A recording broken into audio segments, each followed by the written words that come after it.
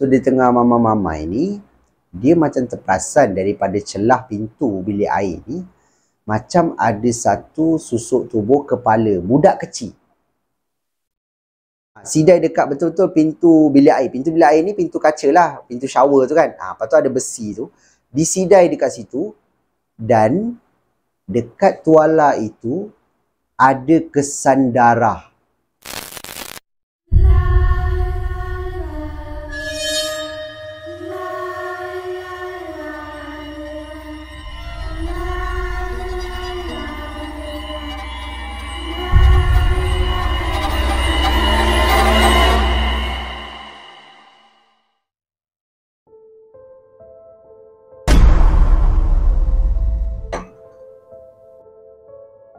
Assalamualaikum dan salam sejahtera.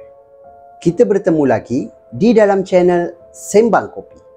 Channel yang akan mengetengahkan kisah-kisah seram yang menarik untuk anda dengarkan. Terima kasih diucapkan kepada anda semua yang dah pun subscribe dan terus menyokong channel saya ni. Yang mana anda semua yang baru sampai ke Sembang Kopi pun saya nak ucapkan selamat datang. Saya doakan anda semua yang menonton video ini dipermudahkan segala urusan anda semua dan dimurahkan rezeki yang barokah. Untuk kisah seram kita pada video kali ini, seperti biasa, saya akan kongsikan dengan anda semua 4 kisah seram yang dikirimkan kepada saya dan pada saya menarik untuk kita dengarkan. Suka saya ingatkan, jangan terlalu percaya dengan kisah-kisah seram yang diketengahkan. Anggap sajalah kisah-kisah ini hanyalah satu hiburan semata-mata. Jadi, tanpa membuang masa lagi, get your coffee, jom aku story.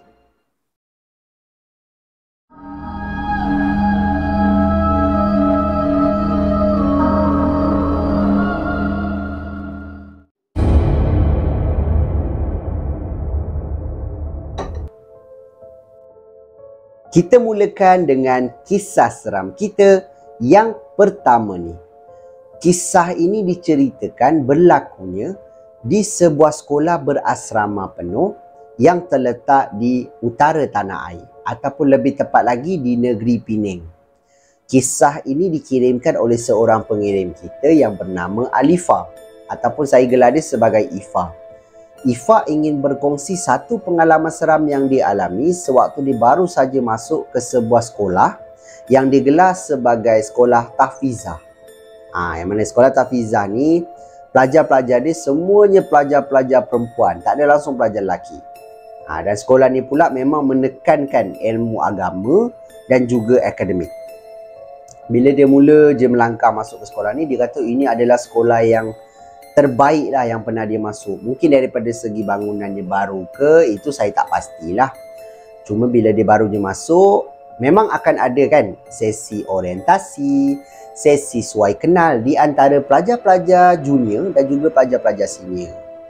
Dalam suai kenal ni, pelajar-pelajar senior pula akan tunjukkan dekat diorang yang mana sini blok diorang, kat mana dom, bilik dom, mana bilik rehat, mana bilik belajar, kan, locker room semua.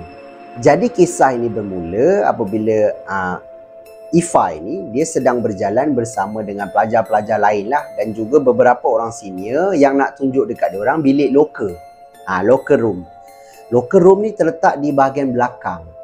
Jadi dia orang terpaksa berjalan pergi ke bahagian belakang. Adalah locker banyak lah. Bila dia masuk, dia dah tahu mana satu locker dia. Dia dapat kunci dan kemudian dia buka. Dia mulalah susun baju dia satu demi satu. Ada juga ruangan buku, tapi buku tak dapat lagi lah, baru masuk.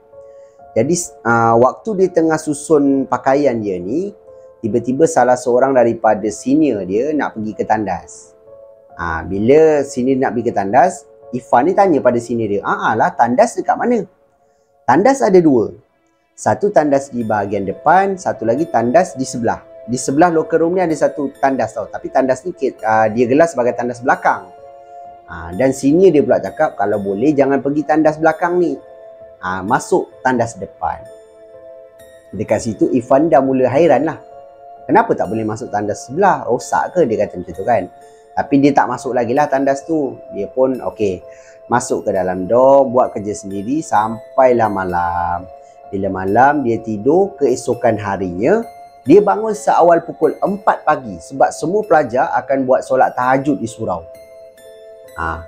Dia pun bangun untuk mandilah. Bila dia bangun ni, dia bawa baldi apa semua, dia pun tengoklah dekat bilik air depan ramai pelajar-pelajar yang sedang beratur untuk masuk ke bilik air ni. Dan kemudian dia mulalah pusing untuk pergi ke bilik air belakang. Tapi bilik air belakang ni tak ramai yang guna, ataupun boleh kita kata lengang lah. So Ifan ni sekali lagi tertanya-tanya, kenapa tak ada orang pakai bilik air belakang ni? Sedangkan bilik air belakang ni tak ada orang guna kan? Dia pun masuk, dia mandi. Dan dia kata bilik air belakang ni cukup selesa. Bersih, air hujannya berfungsi dengan baik, dia punya sinki pun bersih, dia punya cermin pun bersih. Dia pelik, dia kata kenapa tak nak pakai bilik air belakang kan? Tak apalah, untung dekat dia juga sebab dia tak payah nak beratur panjang. Lepas saja dia mandi, dia mula pakai baju dan kemudian turun ke surau. Waktu di tengah solat tahajud ni, tiba-tiba dia disapa oleh seorang pelajar senior yang duduk di sebelah dia. Yang mana pelajar senior ni cakap, awak yang guna bilik air belakang tadi. Kenapa? Jangan guna bilik air belakang tau, guna bilik air depan. Kenapa pula? Dia terpinga-pinga. Dia tak tahu kenapa pula tak boleh pakai bilik air belakang. Sedangkan bilik air belakang selesa kan? Dan dia sini dia kata sebab bilik air belakang tu ada big candy. Dia kata macam tu. Mula-mula si Ifan dia tak tahu apa tu big candy. Dia kata big candy tu apa? Janganlah masuk bilik air belakang tu, nanti kena ganggu dengan big candy. Yelah. Dia pun macam ambil endah tak endah je lah kan. Lepas daripada tu dia masih lagi guna bilik air belakang tu dan tak ada apa-apalah yang mengganggu dia. Sampai satu masa dia ditegur lagi oleh seorang pelajar senior yang lain, yang mana pelajar senior dia kata, kau memang degil kan? Kenapa kau guna juga bilik air belakang tu? Kenapa? Dia kata bilik air belakang tu selesa. Apa masalahnya nak pakai bilik air belakang? Bilik air belakang tu ramai orang yang dah kena ganggu dengan big candy. So dia tanya lagi sekali, big candy ni benda apa? Kan? Sebab dia pun tak tahu big candy ni apa. So salah seorang daripada pelajar senior yang duduk di belakang dia pun cakap, big candy tu adalah pocong. Pernah ada pelajar senior yang diganggu pocong dekat bilik air tu. So dia cakap, iya ke? Saya tak pernah pula kena ganggu. Dia cakap macam tu kan. Betul, akak ni pernah kena. Akak ni pun ceritalah, ada satu hari ni akak ni guna bilik air belakang tau, guna sinki. Waktu ni dia tengah nak basuh dia punya, orang kata tuala wanita lah So waktu dia tengah nak basuh ni, dia pun basuh dekat sinki. Basuh-basuh baru dia nak buang ke dalam tong sampah. Waktu dia tengah nak cuci ni, dia tengah pandang ke, orang kata sinki kan. Bila dia pandang je ke cermin, di salah satu cubicle ataupun ruangan tandas ini, dia ternampak ada satu kelibat big candy tadi ataupun pocong tu lah, berdiri betul-betul di belakang dia. So menyebabkan akak sini ni terus keluar, tinggalkan tandas tu tanpa sempat dia cuci apa yang saya cakap tadi. Dia punya tuala wanita kan. So dia pun terus berlari keluar dan kisah ini tersebar seluruh asrama.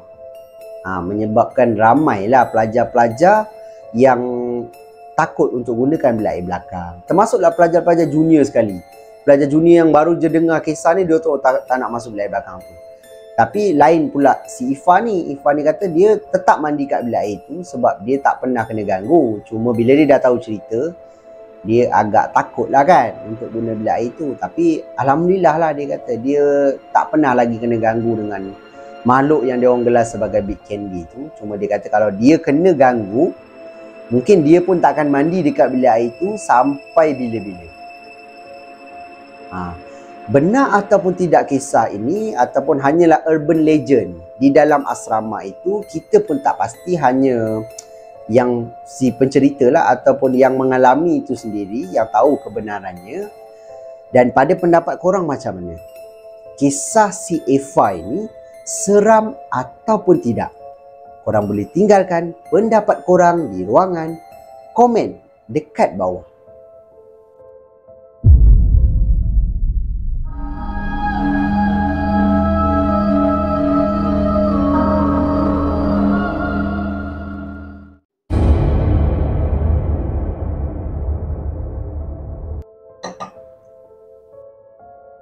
Kita beralih pula ke kisah seram kita yang kedua ni pula. Yang mana kisah ini diceritakan oleh seorang pengirim kita yang ingin dikenali sebagai Aaron. Yang mana Aaron ni bagi tahu umur dia sekarang berusia 28 tahun. Dan kisah seram ini berlaku kepada dia sewaktu dia berusia 22 tahun. Maknanya kisah ni dah lama lah. Dan pada waktu tu dia baru saja mula bekerja. Dia ni bekerja sebagai badan beruniform tau. Dia tak bagi tahulah pula bomber ke polis ke tentera, dia tak bagi tahu. Cuma dia cakap badan beruniform je. Dan kerja sebagai badan beruniform ni memang penat lah kan. Kena sentiasa peka dengan arahan-arahan kan. Dan sebarang kemungkinan untuk bekerja pada waktu siang maupun malam. Jadi pada tahun 2017 ni, dia cakap dia ada tinggal di sebuah rumah sewa yang kadar sewanya hanyalah RM100. Murah kan? Dan rumah dia ni pula memang dekat dengan tempat kerja dia. So nak mengelakkan daripada kena orang kata apa, lalu jam dan sebagainya, dia duduk dekat rumah tu. Jadi senang untuk dia berulang-alik ke tempat kerja. Pada tahun 2017 juga dia ada tinggal bersama dengan seorang lagi, dia punya orang kata apa, housemate lah. Yang mana housemate dia ni kalau tidur, dia kata dia heran housemate dia akan tidur buka lampu. Menyebabkan dia ni tertanya-tanyalah kenapa si kawan dia ni tidur buka lampu kan. Adakah ada hantu ke? Dia terfikir macam tu. Tapi okeylah, tak apalah, mungkin kawan dia tak boleh tidur dalam gelap. Pada tahun 2018, setahun selepas itu, housemate dia ni pindah keluar sebab housemate dia ni telah pun mendirikan rumah tangga. Jadi dia tak bolehlah tinggal dekat rumah tu. So dia kata okeylah, tak apa. Dalam tahun 2018 ni juga dia ada terima satu lagi orang kata housemate. Yang mana housemate ni dia kata berasal daripada Kelantan. Okey, saya gelar dia sebagai Izlan lah. Senang. So Izlan ni waktu mula-mula dia baru masuk, dia memang satu tempat kerja tau. Dan dia memang kenal sangat dengan Izlan ni. Yang mana Izlan ni adalah seorang yang tegas. Kalau dia kata A, A lah. Kalau dia kata Z, Z lah. Macam tu. So bila dia masuk je, dia kata, kenapa rumah ni macam tak terurus tau. Macam tak kemas lah. So dia ajak si Aaron ni untuk kemas lah bilik-bilik dekat dalam rumah tu. So dia pun kata okeylah, dah alang kawan dia nak kemas, dia pun tolonglah kan. Dia pun kemas. Di bahagian atas ada 6 bilik. Ada 6 bilik dan ruangan dapur. Di bahagian bawah pula ada macam surau dan kemudian ada 2 bilik. Tapi 2 bilik di bahagian bawah ni agak menyeramkan sebab bilik bawah ni penuh dengan perabot-perabot lama. Macam almari kayu, meja kayu, katil kayu, macam tu. So bila masuk je dia kata memang ada satu feel yang tak best lah, ataupun perasaan yang tak best. Bila dia waktu dia tengah kemas-kemas ni, housemate dia ni yang Izlan ni, dia ternampak tau, ada satu anak patung lama yang dah orang kata dah berabuk, dah kotor lah. Jadi Izlan ni pun tanyalah dekat Aaron ni, Aaron, ni siapa punya Dia cakap macam tu. So Aaron ni pandang, tak tahu, owner lama kot, dia cakap macam tu. So Izlan ni cakap, boleh tak kalau saya letak dekat luar, dia cakap macam tu. So Aaron ni kata, pergilah, letak je lah. Dia pun tak tahu siapa punya kan, letak je lah luar. So si Izlan ni pun letaklah dekat luar. Dan kemudian dia sambunglah kemas, lap kipas, lap tingkap, apa semua, sampai settle dalam petang waktu tu. Petang tu juga si Izlan ni dia cakap dia kena balik ke Kelantan. Sebab dia cakap ada emergency lah, tak dapat dielakkan. So Aaron ni kata, tak apalah, nak balik-balik lah kan. So si Izlan ni pun terus kemas beg dia, bergerak petang tu juga balik ke Kelantan. So tinggallah si Aaron ni sorang-sorang dekat rumah tu. Okay, gangguan ni berlaku satu malam je. Yang mana malam tu waktu dia nak tidur, dia kata dia memang akan tutup semua lampu termasuk lampu bilik. Cuma lampu bilik air dia tak tutup. Sebab lampu bilik air dia ni kalau dah tutup, dia kata 99% lampu ni tak akan menyala lagi. Mungkin dia punya, yelah balak dia ke dah rosak kan, kita pun tak pasti. Tapi dia kata dia memang on je lampu bilik air dia ni. Dan pintu bilik air dia ni pula dia akan buka sikit. Macam tu. Jadi ada cahaya lah masuk ke ruangan bilik dia. Waktu dia tengah baring ni, dia kata dia macam tidur tak tidur, macam tak tidur pun macam tidur macam tu. So dia tengah mamai-mamai ni, dia macam terperasan daripada celah pintu bilik air ni, macam ada satu susuk tubuh kepala budak kecil.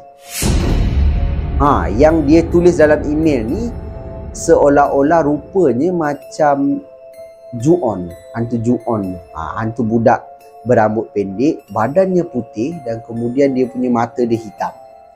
Dia nampak daripada pintu bilik air ni. So dia kata, bila dia nampak dia terkejut. Tapi yang menakutkan dia apabila badan dia tak boleh bergerak. Seolah-olah dihimpap tau. Badan dia macam tangan dia keras. Dia tak boleh nak bergerak. Dan dengan pantas budak tu keluar daripada bilik air. Dia macam berlari ke bukan berlari. Macam mungkin merangkak macam tu kan. Laju, lompat, naik atas badan dia ni. Orang bayangkan, Aaron cakap dia nampak jelas muka budak tu. Yang mana muka dia putih, matanya hitam. Sedang duduk betul-betul di dada dia. Menyebabkan Aaron ni baca ayat-ayat yang dia tahu. Tapi dia tak boleh lalu mulut. Mulut dia macam sangkut tau. Dia tak boleh keluar suara.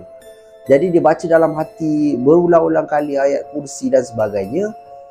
Benda tu still lagi atas dada dia. Maknanya agaknya kuat lah kot budak ni kan. Ataupun mungkin ada bacaan dah salah ke. Tu tak pastilah. Tapi dia kata dia baca. Benda tu still atas dada dia. Sampaikan dia kata dia tak boleh bernafas. Jadi langkah terakhir dia sebut ataupun dia takbir dalam hati. Allahu Akbar, Allahu Akbar, Allahu Akbar dalam hati dia. Dan kemudian susuk tubuh kanak-kanak itu hilang daripada pandangannya. Dan selepas daripada itu, dia kata dia bolehlah bergerak macam biasa. Cuma nafas dia agak terganggu lah kan. Sebab dia macam dihimpap tu. Dan dia mula macam marah lah dekat si Izlan ni. Yelah, Izlan ni yang buang ataupun letak anak patung tu kat luar. Lepas tu dia balik Kelantan kan. Aaron ni yang kena ganggu malam tu. Dah lah dia seorang pula tu dekat rumah. Apa yang dia alami tu pada saya lah. Seram lah sebab dia seorang je dekat rumah. Kalau berlaku apa-apa pada dia, memang tak ada siapa akan tahu. Betul tak? Bayangkan benda tu duduk atas dada dia.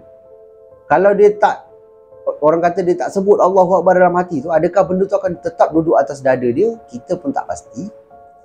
Pada pendapat korang macam mana?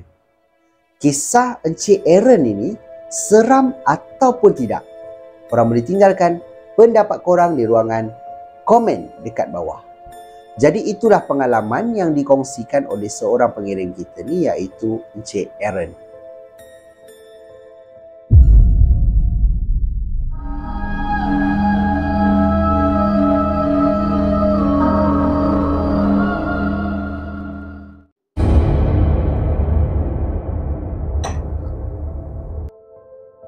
Kita beralih pula ke kisah seram kita yang ketiga.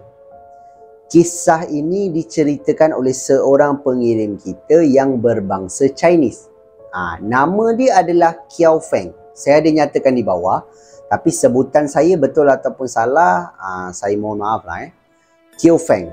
Tapi dia kata boleh gelar dia sebagai Mr. Q.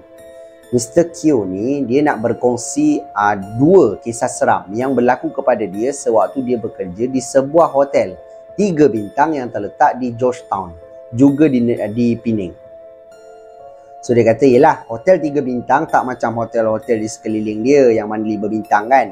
Bila musim cuti kan, ramai orang akan pilih 5 bintang dululah. Jadi 3 bintang ni akan, bila dah tak ada pilihan, dia orang akan terpaksa masuk hotel dia. Sampailah satu masa dia cakap berlakunya COVID. Jadi PKP kan. Jadi banyak hotel yang terpaksa ditutup. Ada yang gulung tikar pun ada. Tapi dia punya hotel masih lagi orang kata boleh bertahan lah. Mungkin daripada segi kewangan dia lebih kukuh ke, ataupun hotel dia yang tak besar, jadi dia punya maintenance tak berapa banyak lah kan. Mr. Q ni cakap, lepas saja PKP ni lepas saja kerajaan membenarkan untuk hotel-hotel ni beroperasi, hotel dia salah satu yang orang kata buka lah. Buka, lepas tu dia kata memang banyak kerja. Ambil pekerja-pekerja baru, kan dia bukan tauke dekat situ, tapi dia kata dia antara pekerja yang lama. So bos dia terpaksa ambil pekerja-pekerja baru, dan kemudian memang kena kemas balik bilik apa semua kan. Memang keadaan dalam hotel tu pun dah menyeramkan, dia kata. Yalah, lama ditinggalkan, dan dia sendiri pun Chinese, dia ada kepercayaan tau, yang mana bila bangunan yang lama kosong, memang akan ada lah orang kata paranormal ni lah. Makhluk-makhluk halus ni duduk. So waktu dia kemas bilik ni, memang dia kata memang ada satu perasaan yang lain lah. So dia kata macam mana agaknya pengunjung-pengunjung nak duduk kan. Sebab bilik-bilik ni pun masa dia orang kemas pun dia orang dah rasa seram, apatah lagi nak tidur dekat dalam dia. So okey, sampailah satu masa ada musim cuti. Jadi waktu musim cuti, di sekeliling dia adalah hotel-hotel yang dah bertukar owner apa semua. Jadi ramai dia punya customer yang bila dah penuh, dia akan masuk dekat hotel dia. And then dia terima banyaklah pengunjung waktu tu. Cuma ada satu malam ni, gangguan ini berlaku di bahagian ataupun di ruangan receptionist. Waktu ni dia seorang je yang ada dekat receptionist ni. Disebabkan tak ada lagi orang masuk, dia pun ambil keputusan untuk main handphone lah, dia kata. Dia main game waktu tu di phone dia. Dan kemudian ditunggulah kalau ada customer, dia serve lah kan. Tengah dia main game ni, tiba-tiba di atas meja receptionist mesti ada satu bell, betul tak? So bell itu berbunyi dengan sendiri. Korang bayangkan di tengah main ni, main game, ting bunyi. So si Mr. Q ni dia pandang, ada orang ke? Dia pun bangun berdiri, dia tengok, tak ada pula. Macam mana boleh bunyi sendiri, dia kata. Okey, so dia tak apalah, biar je lah. Dia pun fokus dengan game dia balik. Dia main, tiba-tiba ting bunyi lagi. So bila bunyi kali kedua, dia dah jadi macam lagilah bertambah heran. Siapa yang tekan? Dia mula berdiri, dia mula mengundurlah ke belakang kan. Siapa yang tekan? Mana ada orang kan? Tengah dia berdiri ni, tiba-tiba bell tu, dia tengah pandang kaunter ni, bell tu bunyi kali ketiga. Ting! Menyebabkan dia lari keluar daripada ruangan resepsionis, masuk ke bilik belakang. Bahagian ruangan belakang ni ada office tau. Macam tak adalah office yang banyak, cuma ada bilik bos dia apa semua. Jadi waktu dia masuk ni, adalah penyelia dekat dalam tu. So dia pun cakap, bos, dekat depan ni bell tu bunyi sendiri dah, dia cakap. Bell mana? Bell yang dekat resepsionis tu. I tengah main handphone, tak ada orang tu. Tiba-tiba bell tu bunyi sendiri. Lepas tu penyelia dia pun tengoklah dekat ruangan, orang kata dekat PC dia ni adalah ruangan untuk CCTV kan, di setiap lorong, di setiap floor. Dan kemudian adalah CCTV dekat resepsionis ni. So bos dia cakap, mana tak ada orang? Tu ada orang lah, dia cakap macam tu. So dia pun pandanglah dekat CCTV tu. Kemudian dia tengok memang ada satu kelibat perempuan yang berpakaian seakan-akan baju putih. Dia tak nampak pun perempuan ni macam hantu lah, bukan. Dia kata tak adalah nampak macam baju buruk ke tak. Dia kata baju dia baju putih. Rambut perempuan itu tutup di bahagian muka dia, nampak sikit je. Dan berdiri betul-betul di hadapan kaunter. So penyelia kata, customer kot, dia kata. Ni ada customer ni, dia cakap macam tu. So Mr. Q ni mulalah berlari ke depan sebab dia kata, ada customer lah, mungkin customer ni baru masuk. Jadi dia keluar balik, pergi ke ruangan resepsionis. Waktu di dalam perjalanan nak ke depan ni, dia dengar lagi ting ting macam tu kan. Dia pun jengah dekat depan. Bila dia jengah, tak ada orang. Tak ada orang langsung dekat ruangan resepsionis ni. menyebabkan dia lari terus pergi dekat bilik penjelajah tadi. Dia kata, bos tak ada orang oh, dia kata. Memang tak ada orang dekat depan. You gila kan? Ini tengok ni, ada orang ni, penjelajah dia cakap. Tiba-tiba loceng tu dibunyikan banyak kali. Ting ting ting ting ting ting ting macam tu. So penyelia dia pun bangun, terus pergi ke depan. Sebab penyelia dia nak tengok sendiri lah kan. Sebab yelah, Mr. Q ni dah cakap berapa kali dah tak ada orang kan. Tapi dia tengok TV ada orang. So penyelia dia keluar, pergi kat bahagian orang kata receptionist ni. Dan kemudian penyelia dia pun patah balik tau. Lepas tu penyelia dia cakap dengan dia, betul lah Q, tak ada orang. Macam mana boleh ada bunyi ni ya? Siapa yang ada dalam CCTV ni? Dia cakap macam tu. Masa ni dia dua orang dah mula takut nak keluar pergi ke ruangan receptionist. Tapi bunyi bel ni masih lagi berbunyi tau. Ting ting ting. Dan yang peliknya baru dia orang perasan, walaupun ada bunyi bel, tapi di dalam CCTV tu tak nampak pun tangan perempuan itu tekan bel tu. Maknanya perempuan tu hanya berdiri betul-betul di depan kaunter ataupun receptionist ni, dan loceng itu seakan-akan ditekan. Ting ting ting, sedangkan tak nampak pun tangan yang tekan. Korang bayangkan. Sampaikan satu masa penyelia dia kata, tak boleh, macam ni tak boleh ni. Dia kata, kita nak kerja ni. So penyelia dia Melayu. So penyelia dia pun baca mungkin ayat dalam hati. Dia pun ke depan. Dalam penyelia dia tengah ke depan ni, tiba-tiba penyelia dia pergilah kat resepsionis kan. Dalam CCTV ni memang nampak ada penyelia dia dan ada seorang perempuan dekat depan kaunter resepsionis ni. Tapi dia kata dia tak tahulah penyelia dia buat apa sampaikan benda tu hilang daripada dalam CCTV tu. Hilang, gaib macam tu dia. So Mr. Q ni kata, bos, sudah tak ada. Orang tu sudah tak ada. Tak ada dah Okey. Penyelia dia pun masuk. Dah, you sambung kerja, dia cakap macam tu. And then Mr. Q ni takut lah kan. Dia kata, tak maulah, saya tak mau duduk depan lah. Saya dah lah seorang-seorang, dia kata. Kalau macam tu, you panggil seorang lagi staff dekat belakang, so teman you dekat depan. Okey. Kalau dua orang, dia kata okey. So dia pun panggil staff tu lah teman dia dekat depan. Itulah gangguan dia yang pertama. Yang mana dia kata bunyi loceng tapi tak ada orang tekan. Bila dia tengok di dalam CCTV, rupanya ada satu kelibat perempuan yang berbaju putih. Sedangkan di dalam orang kata dekat resepsi ni tak ada orang pun, tapi dalam CCTV ni ada. Dan bunyi bel tu berkali-kali. Siapa yang tekan dia tak pastilah. Kita beralih pula kisah dia yang kedua, ataupun kisah seram yang terakhir lah untuk video kita kali ni. Yang mana dia kata waktu ni dia ditugaskan sebagai housekeeping. Housekeeping yang mana ada, sebelum ada pengunjung yang masuk, dia akan kemas dulu bilik dan kemudian nanti pengunjung masuk.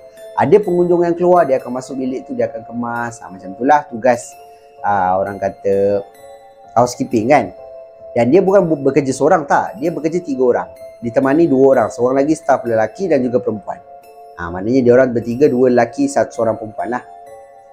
Dia orang pun kemas bilik ni. Dia kata memang dia kemas macam biasalah, ikutlah SOP dia orang kan.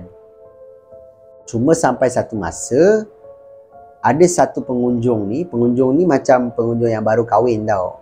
Orang Melayu. So dia masuk ke satu bilik. Bilik ni dia orang dah kemas dah pun.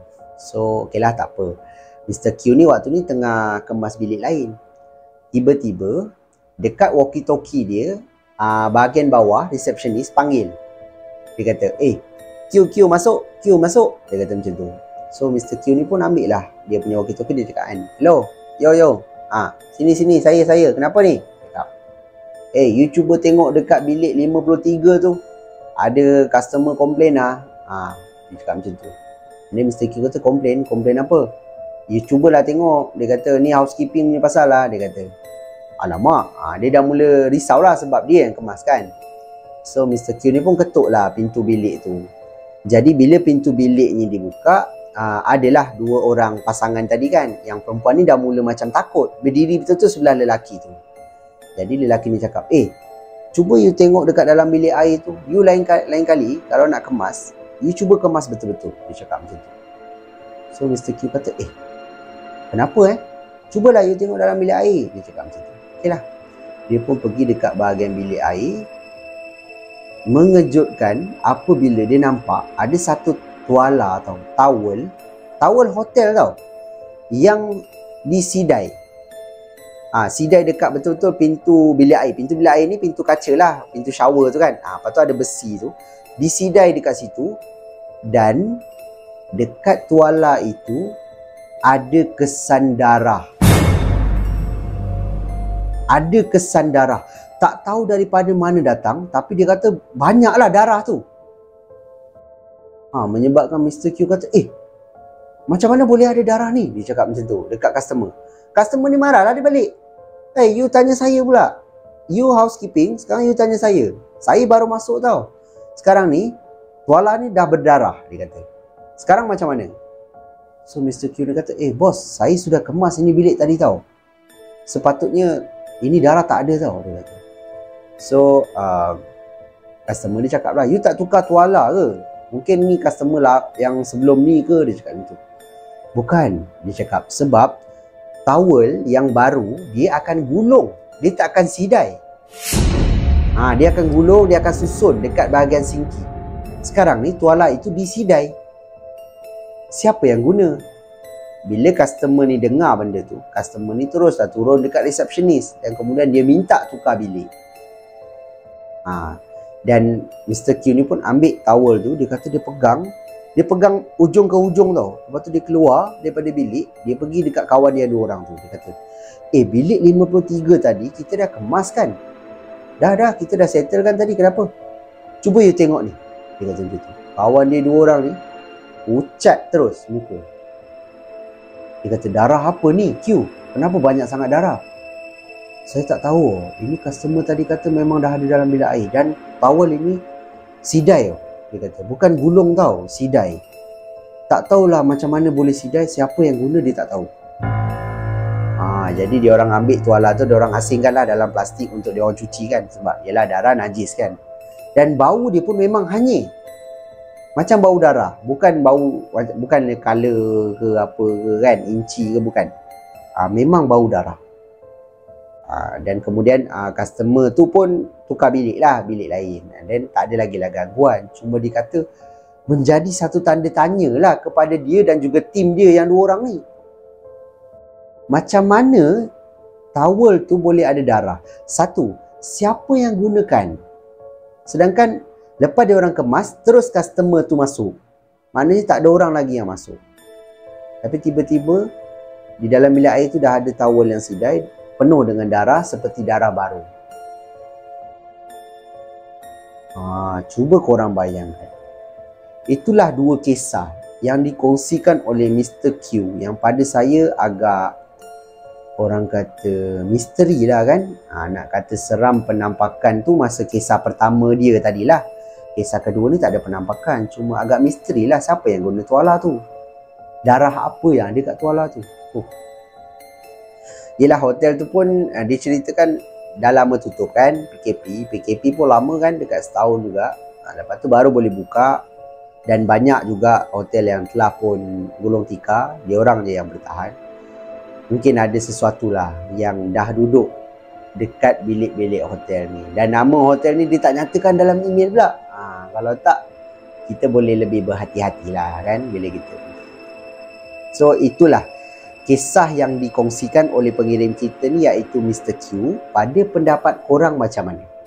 Kisah Mr. Q ini seram ataupun tidak? Korang boleh tinggalkan pendapat korang di ruangan komen dekat bawah. Jadi itu sajalah kisah seram kita untuk video kita pada kali ini. Pada pendapat korang macam mana? Dalam banyak-banyak kisah yang saya storykan dekat korang ni, mana satu kisah yang paling menyeramkan? Korang boleh tinggalkan pendapat korang di ruangan komen dekat bawah. Dan yang mana korang semua yang ada kisah-kisah seram yang korang sudi berkongsi dengan saya, korang bolehlah sharekan ataupun kirimkan ke alamat email Sembang Kopi ataupun Telegram Sembang Kopi, yang mana alamat email dan juga link Telegram saya dah tinggalkan siap-siap di ruangan description dekat bawah. Terima kasih diucapkan kepada korang semua yang dah pun berkongsi kisah dengan Sembang Kopi. Saya sangat hargai Dan yang mana korang semua yang tengok video saya daripada mula sampai ke hujung ni pun, saya nak ucapkan terima kasih juga. Ini salah satu cara korang tunjukkan support korang kepada saya untuk saya terus buat video dan menyajikan kisah-kisah seram yang menarik untuk anda dengarkan. Akhir kata daripada saya, kalau korang suka dengan cara penyampaian saya, korang terhibur dengan kisah-kisah seram yang saya storykan dekat korang ni, saya hargai sangat-sangat kalau korang boleh bantu saya, bantu channel saya dengan tekan butang like, butang subscribe dan juga butang loceng supaya korang tak akan terlepas apa-apa video yang saya akan upload lagi lepas ni. Itu saja untuk video kita pada kali ini. Kita jumpa lagi di video yang akan datang. Assalamualaikum. See ya.